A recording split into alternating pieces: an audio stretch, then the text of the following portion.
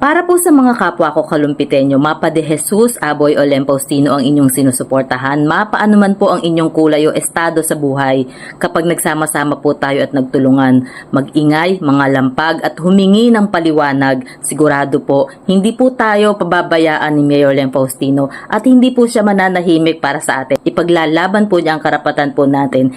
Nakakasawa na po ang baha, dati tinatawan-tawanan lang natin, dati tinatanggap lang natin na high tide, climate change. Pero ngayon na nalaman po natin na dahil sa kurakot ng mga politiko at mga kawani ng gobyerno, kaya tayo nagkakaganito. Panahon na po para bumangon tayo. Hindi po natin gagawin ng madahas. Gagawin po natin sa tama. At tayo po mga kalumpitenyo, pag nagsama-sama po tayo, napakalakas po ng pwersa natin. Gamitin po natin ang social media para mag-ingay, mga lampag at humingi ng paliwanag. Hustisya ang kailangan ng bayan.